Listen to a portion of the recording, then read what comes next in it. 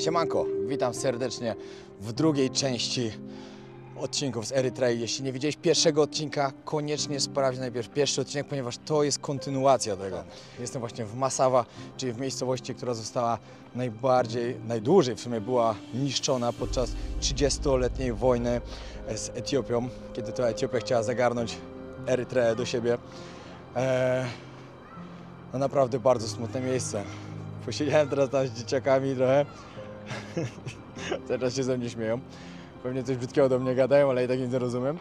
No ale fajnie było z nimi pogadać. Znaczy pogadać, popróbować pogadać. Wiecie co jest smutne? Takie dzieci nie mają przyszłości, takie dzieci wychowują się w miejscu, w którym cały czas widać wojnę. Tu 31 lat temu się skończyła wojna, a dalej to widać, ponieważ tu wszystko jest rozwalone, wszystko jest zniszczone po wojnie. I to jest bardzo smutne. Także nic, oglądajcie ten odcinek dalej. Właśnie idziemy do głównego portu, tutaj spróbujemy się do niego dostać, żeby zobaczyć, co jak tam wygląda, ale nas ochroniarz nie chce wpuścić, ale próbujemy. Jestem z kolegą z Japonii, a drugi jest z Algierii. Poznałem ich w hotelu i razem tutaj przyjechaliśmy właśnie, żeby podzielić koszty. Próbujemy się tutaj dostać do środka ze względu na to, że tutaj jest największy meczet, najstarszy meczet. To jest the oldest mosque, yeah? Yes. Najstarszy meczet, który w ogóle powstał w Afryce. No, także chcemy się tam dostać, bo jeden chłopak z nas też jest muzułmaninem, chce się tam pomodlić. No i my chcemy po prostu zobaczyć. No ale nie chcą nas puścić, bo w muzeum, w którym byliśmy wcześniej, w tym, który nie komentuję, chyba najgorsze, jakie w życiu widziałem, powinni nam dać karteczkę wejścia tutaj. Nic nam nie dali. No i dobra, nie chcą nas wpuścić na teren portu, bo w muzeum nam nie dali tej zgody. No i musimy iść teraz, wracać tam, żeby to wziąć. Pokażę wam jeszcze tu, jak jest. To wszystko wygląda.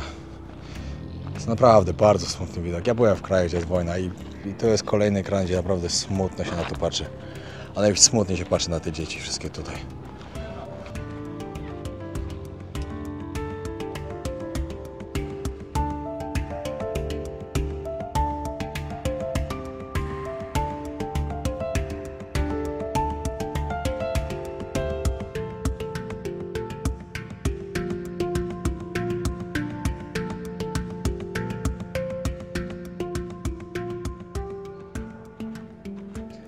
Nawoływanie do modlitwy się zaczęło teraz. Tak jak mówiłem, nie wiem czy w tym odcinku, czy w poprzednim. Tutaj mniej więcej jest 50/50. I ludzie normalnie ze sobą żyją. Muzułmanie z chrześcijanami. Nie ma żadnego problemu.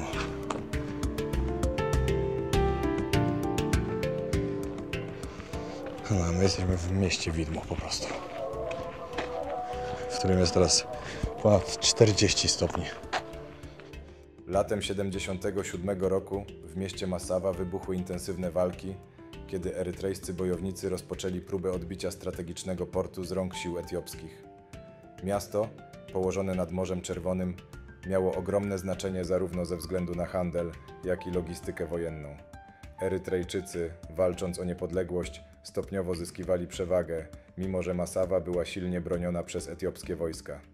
W 1990 roku podczas operacji Fenkil siły wyzwoleńcze przeprowadziły skoordynowany atak z lądu i morza, który ostatecznie przechylił szale zwycięstwa na ich korzyść.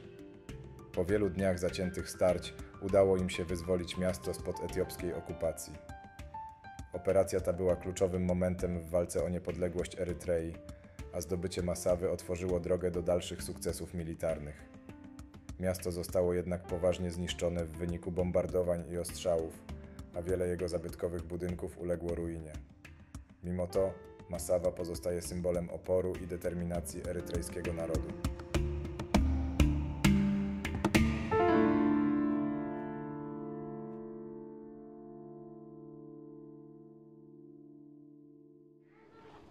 Hello. Money? I don't have money. Which good? No i niestety, jak to w wielu krajach Afryki widzą białego, money. Niestety tak są dzieci nauczone. Tak fajnie, idziemy teraz jeszcze trochę inną ulicą i możemy zobaczyć jeszcze trochę lokalnego życia i tutaj przynajmniej widać trochę ludzi, a tak w sumie to tak naprawdę to widać tylko dzieci. Hello!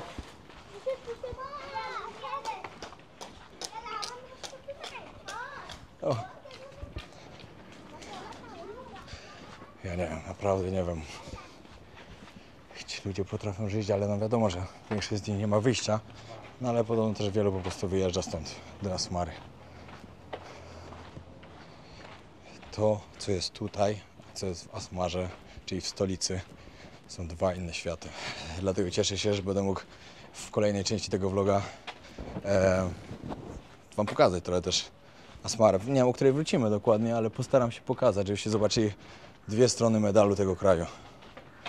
To, co było niszczone, bombardowane i tak dalej, i to, co zostało dalej po kolonii włoskiej, która tutaj była.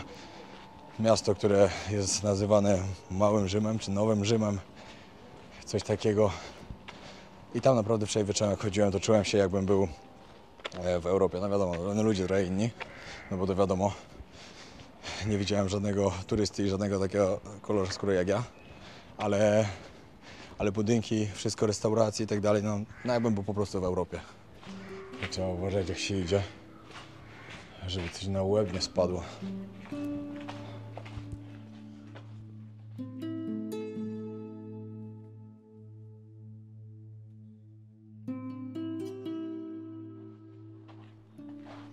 Widać, że niektóre części troszkę starali się wyremontować, bo widać to. No ale nic poza tym. Tak jak wam mówiłem, tutaj można się porozmawiać w paru językach. I tutaj na przykład w tym mieście większość ludzi mówi do nas po arabsku. Witają się po arabsku, mówią. Jeden chłopak od nas też mówi po arabsku, no to też normalnie może z nimi rozmawiać. Pokażę wam, jak wygląda lokalny sklepik. Trzeba wziąć coś do picia.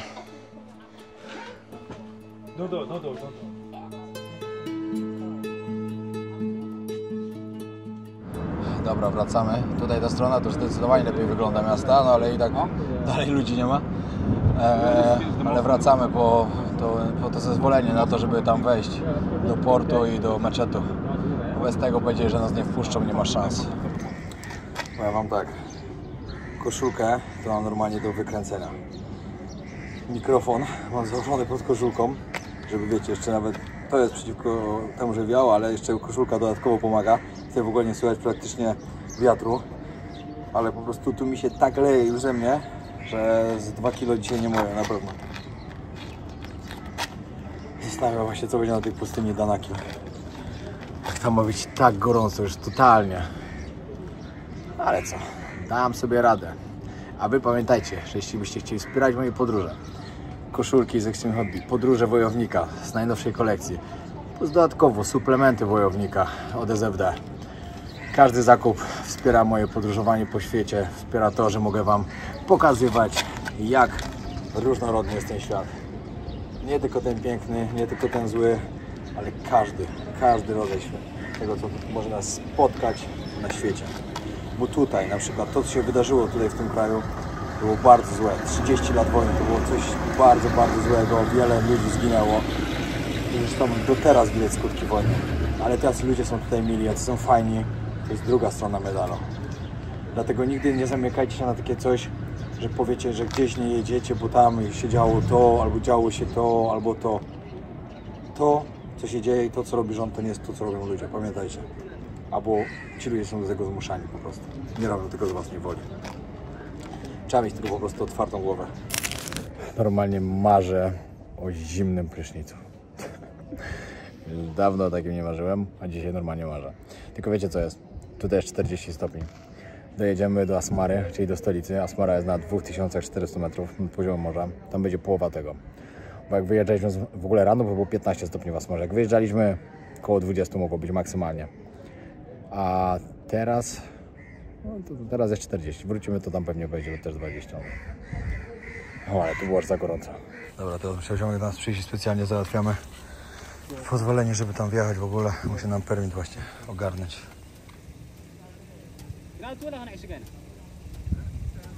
No i jesteśmy w porcie. Tak naprawdę ten port z dostępem do Czerwonego Morza to powinien być tak ogromnym portem, gdzie tu powinny setki ton przeładunków towaru być, wyjeżdżać, wpływać i wypływać z Afryki. No tak to nie wygląda. Temperatura dzisiaj to mnie zabiła po prostu. Ale spoko, jeszcze godzinę i musimy stąd jechać i zacznie się robić już zimno. Dobra, tu. O, właśnie trzeba uważać, bo przed chwilą chłopak uderzył. Okej. Popatrzcie, on powiedział nam teraz, ten pan, który przyjechał z nami tutaj z muzeum, że to nie jest tylko najstarszy w Afryce, że to jest najstarszy na świecie, no ale w to mi ciężko uwierzyć, ale tak powiedział, no. Chłopak od nas poszedł się pomodlić, bo bardzo mu zależało, że jak tutaj przyjedzie, żeby właśnie jechać się pomodlić. Okay, what do you can say about this place? So the place is the Mosque of Sahaba. We believe this is the first mosque in the world because the thing is that Prophet Muhammad, as we know, began preaching Islam in 613 AD. So by 614, the Quraysh tribes began to persecute, to purge the followers of Islam in the Arab world. So by 615, he sent the first hijrah, known as the first hijrah, his family and friends, the Sahaba, which were including one of his daughters named Raqiyya, and the third caliphate of Islam, Osman bin al-Affan, to this area. So it was believed to be that they arrived here in the Ras Mudr. It is known as the Ras Mudr, this part of Masawa. Then later on, when the Quraysh came as far as here to this side of the Red Sea, they go to the central part of that kingdom at that time during the 615, during the 7th century AD.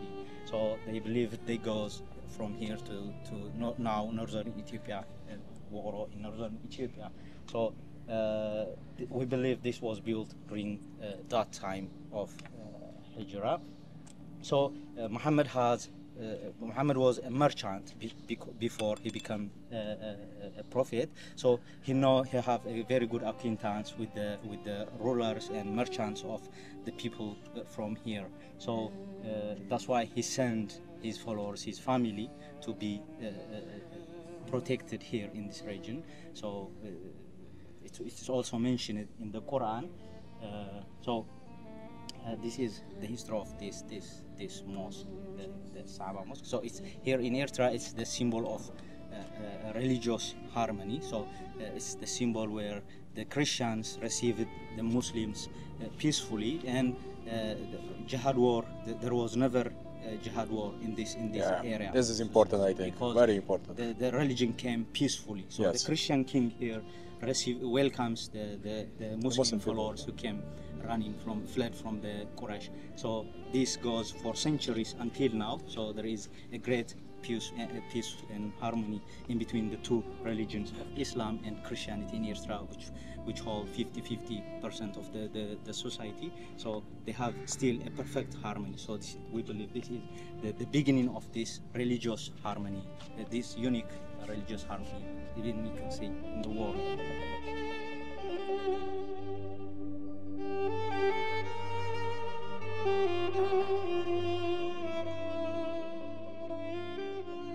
Dobra, teraz już słyszycie wersję też od chłopaka, który dokładnie zna to miejsce, dokładnie wie co jest, bo on tu po to przyjechał właśnie, żeby tu się pomodlić. Okay, now your side, what you can say about this place? Yeah, when Prophet Muhammad started preaching that there is only one God in Mecca, he was being persecuted by his own people in Mecca.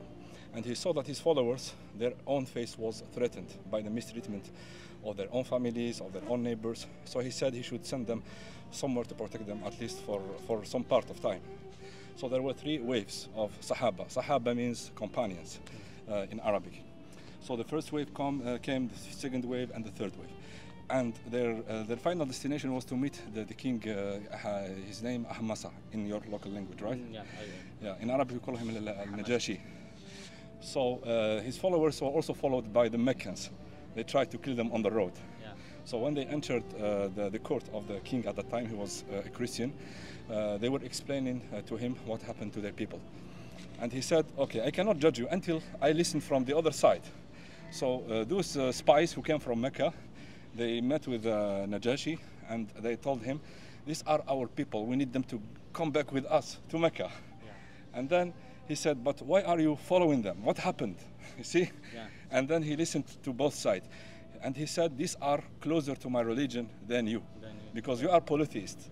And these people their only fault was practicing monotheism. Yeah. All they only thought was believing in one God. Yeah. And after this moment, Najashi, King Ahmasa, he said, "You're free to stay here. You enjoy the full rights like my people." Yeah. Okay, good. And after Prophet Muhammad, peace be upon him, migrated to Medina, all of the Sahaba who were here, they mostly came back and followed Few him left. there.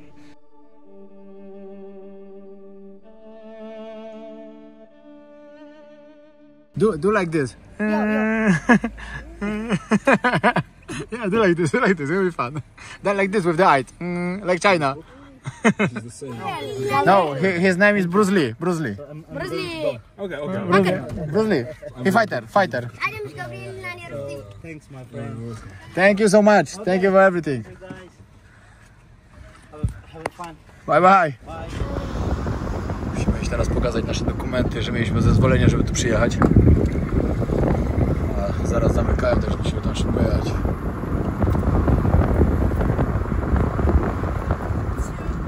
Powiem wam, że za wodę to sobie tutaj liczą.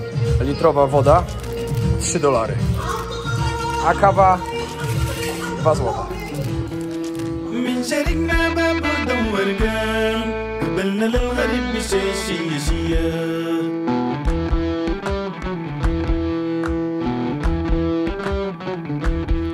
مرقنا من بورسودان الحبيبة جينا ليكي. Co to był za dzień?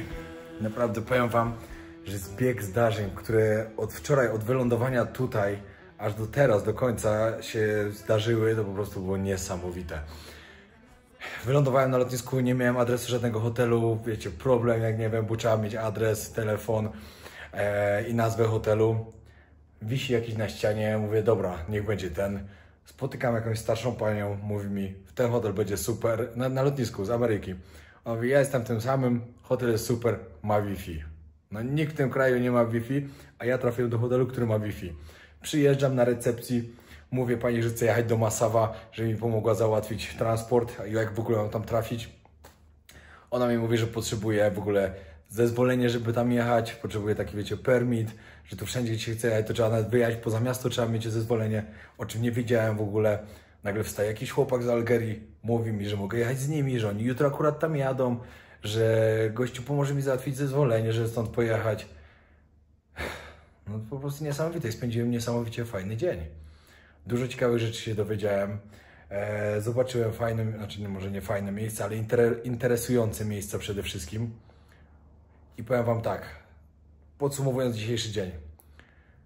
Przyznam i muszę to naprawdę przyznać, pewnie długo jeszcze będę się tego trzymał, że tutaj w Erytrei są najmilsi ludzie w całej Afryce. Że jak na razie w tylu krajach, ilu byłem, to nie spotkałem nigdzie milszych ludzi niż tutaj.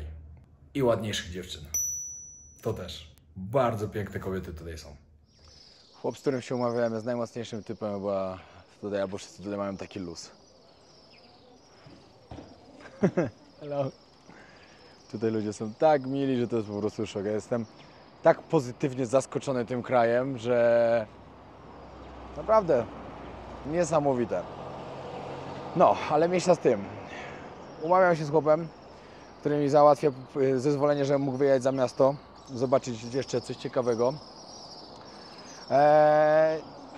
On mówi tak, ja mówię tak, dobra, to przyjdzie o 10, bo mówię, zrobię sobie trening jeszcze rano. On mówi, nie, 9:30 wyjeżdżamy, bo nie zdążymy. Jest 10 i dalej go nie ma. Cóż się mogłem spodziewać, wczoraj się spóźnił 3 godziny. Podróż do Erytrei to będą 3 odcinki, które będą kontynuacją. A później jadę na Danakil, czyli najcieplejsze miejsce zamieszkane przez człowieka na ziemi.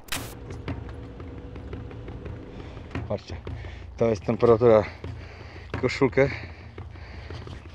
Patrzcie to. Normalnie ją mogę już wykręcać. Jest taki upał. No i przyjechał po mnie Joshua. Say hello. Hello. Tak, zaczynamy wyprawkę. Gdzie jedziemy najpierw? To nie wiem, prawdopodobnie załatwić zezwolenie. You have my permit already or not yet? What permit? I don't need a permit? Oh, I will arrange. A, okej, no dobra, no to permit już załatwiony. Także jedną rzecz z głowy. Jedziemy zobaczyć fajne miejsce, wam pokazać. In your right side, you have the oldest opera house in Africa. Opera House, okej. You see In all Africa? Yeah. O, wow. Tutaj zaraz wam pokażę. Tutaj najstarsza opera w całej Afryce. Wybudowana oczywiście przez Włochów. Yeah. W ogóle powiem wam, że tutaj tak wygląda jak totalnie jakbyście byli gdzieś w europejskim mieście jakimś tam. Właśnie O, tutaj. Kurde, powiedziałem przez Włochów czy przez koło, bo teraz się zwysiłem. Oczywiście chodziło mi, że budowana przez Włochów. Jak była tutaj kolonia włoska przez wiele, wiele lat. Wypożyczalnia filmów. Ciekawostka, którą wam muszę też powiedzieć, że oni tutaj mają tak samo jak w Etiopii. No, w sumie ludzie w Etiopii mówili, że to wszystko jest to samo. Ale też mają 13 miesięcy i właśnie teraz zaczyna się ten tydzień, w którym będzie 13 miesiąc, bo mają 12 miesięcy po 30 dni i jeden miesiąc, czyli dobra, to jeszcze za parę dni, jeszcze nie. Jeden miesiąc, który ma 5 lub 6 dni i to jest właśnie miesiąc, w którym obchodzą nowy rok. Dziewczyny w tradycyjnych strojach. Dobra, właśnie nagrywają jakiś film. You say this cathedral is 100 years old. Yeah, cathedral. Okej. Tak, tu macie też katedrę, którą też wybudowali Włosi. How is possible the British colonialists don't destroy this? Because they come in here and then destroyed many buildings, yeah? Yeah, it was in Karen only. Okay. British. Okay. It was okay, but you had a lot of fighting. Yes, a lot of fight, yeah. Yeah, but the good thing is there was nothing fighting in the main city. Okay, not fighting. Oh, that's very good, yeah. Tak, czyli było dużo w tych, chciałem powiedzieć, lots of battle, ale nie wiem jak powiedzieć, było dużo bitew właśnie stoczonych tutaj podczas tego, jak tutaj była wojna, jak Brytyjczycy tutaj niszczyli to miasto po tym wszystkim, znaczy niszczyli miasta, po tym jak Włosi wybudowali wiele rzeczy, wiele fabryk, wiele miast, wiele wszystkiego, budynków, ale akurat powiedzieli, że tutaj w stolicy, czyli w Asmarze, no nie było tych bitew, także wiele tych budynków z tamtych lat zostało zachowanych. Okej. Like recycling, yeah? Okej, recycling, yeah? Okej, taka fajna ciekawostka dla was. Wieża wybudowana była dokładnie w 1923 roku, znaczy katedra w 1923 roku, czyli ma 101 lat. Ale co ciekawe, na wieży są dzwony, które zostały całkowicie zrobione z broni. Z tego ta broń została przebita, przetopiona i z niej zrobili dzwony katedry. No, zegar nie działa. Dobra, możemy wejść do środka i zobaczyć, jak to wygląda. O, Zachrystii. Zaraz. Yeah, she open. O, wow. Ale wielkie.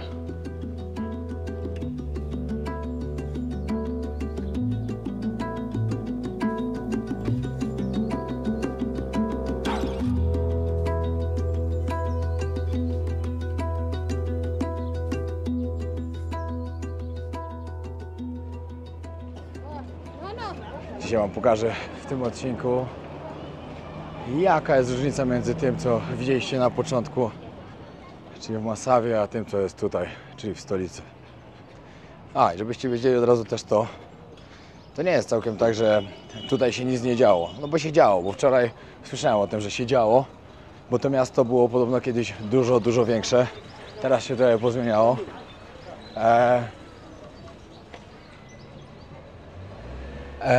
No i właśnie nie dokończyłem, bo dziewczyny przyszły się zapytać, czy nagrywałem, czy co.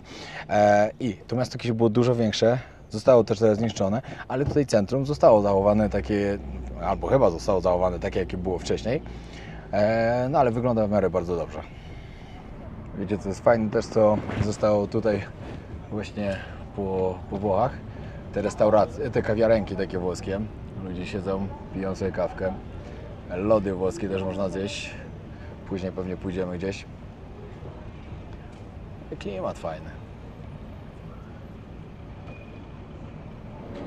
Tutaj też 100-letnie kino, bardzo stare. też wybudowane właśnie przez Włochów.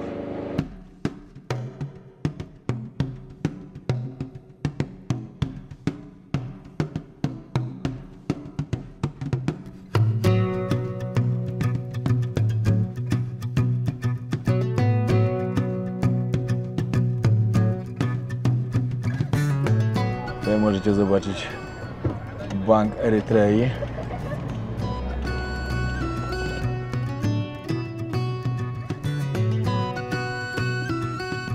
Właściwie po środku ulicy jaka dziura idzie. Nie wiem, chyba rurę wymieniali, bo coś i chyba słabo zasypali. To jest 500-letni kościół. Zaraz zobaczymy w środku, jak wygląda.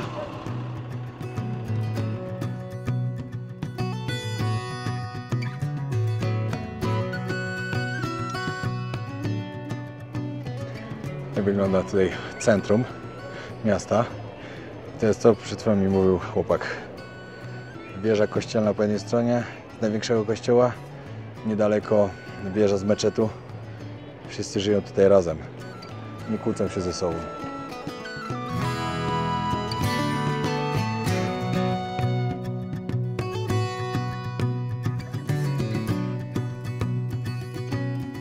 Tutaj jest plac właśnie, gdzie ludzie przychodzą. Jedni czymś handlują, a inni po prostu siedzą tutaj i czekają na to, żeby jakąś pracę złapać. Tutaj właśnie mają takie miejsce.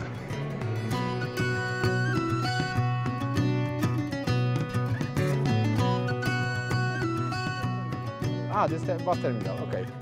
And this is like center of the city?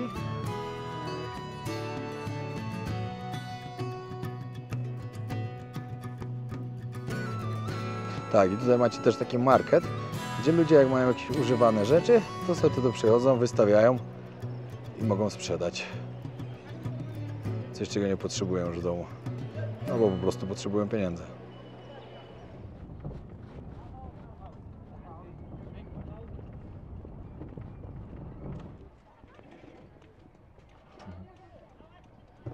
Hello.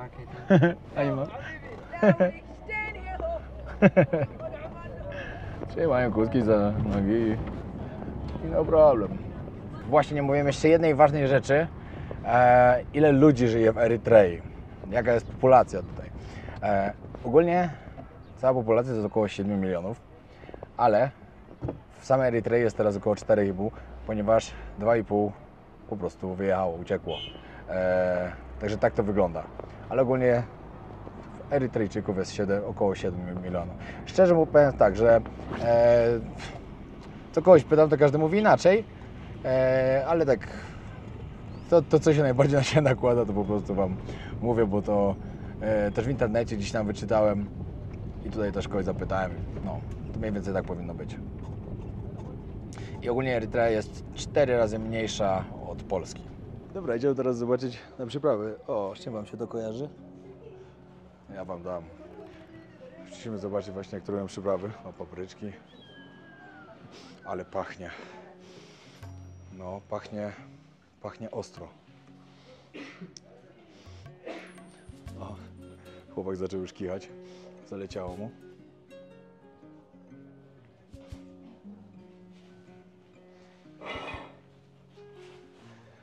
Co to jest? Jakaś mieszanka.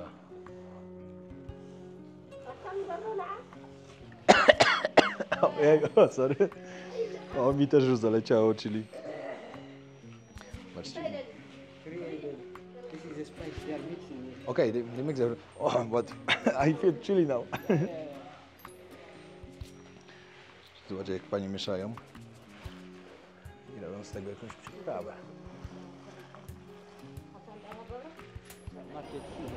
Meta Market jest? Dobra, teraz pójdziemy na Market Metali, gdzie bardzo dużo to jest właśnie recyklingu, przetwarzają metal i pokażę Wam, jak to wygląda. Ale czuć koniami już. Are waiting for a load. Nie.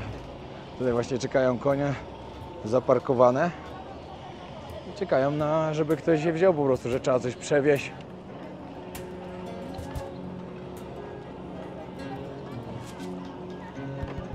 Tak, tutaj możecie zobaczyć, co tutaj wytwarzają, Ale na początku zaczniemy od targu przypraw, żebyście sobie zobaczyli, jak to wygląda. Jakieś ładne zdjęcia też chcę porobić, także zapraszam na mojego Instagrama oczywiście, Podróże Wojownika YouTube.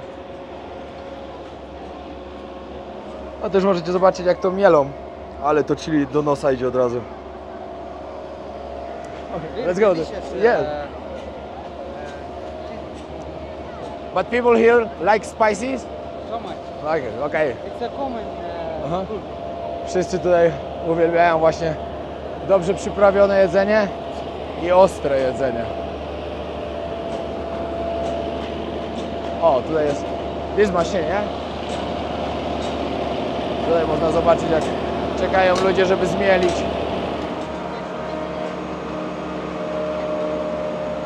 Dobra, idziemy dalej. Głośno na maksa wszędzie.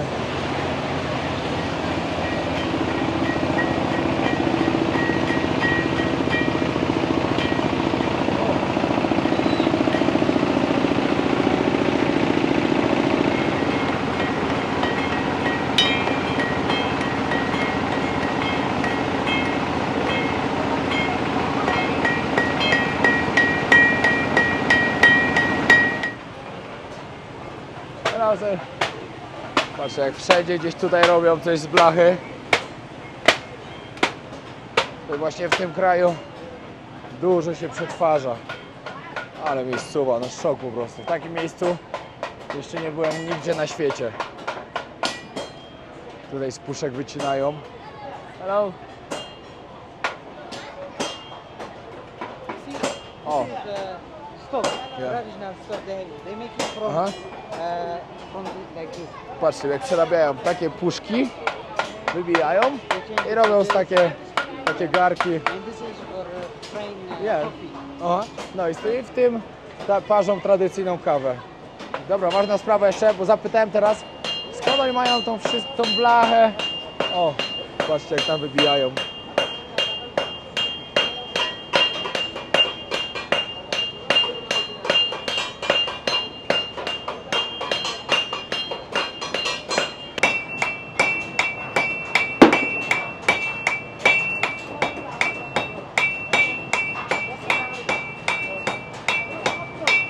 Właśnie dużo wam nie powiedziałem, bo to właśnie większość, te beczki, które tutaj przypływają właśnie z olejem normalnym, z olejami różnymi, z paliwem też, to wszystko właśnie przerabiają tutaj.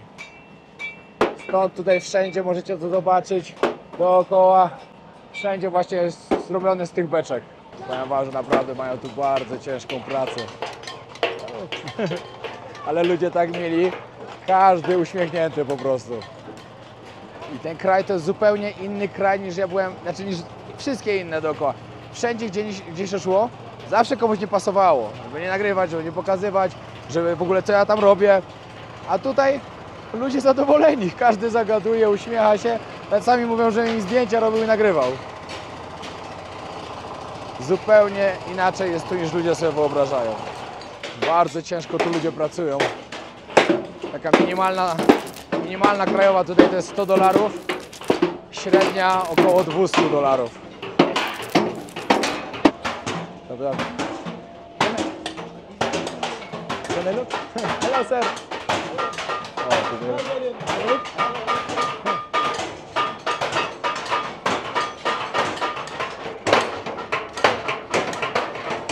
No i tak niestety dzieciaki tu pracują.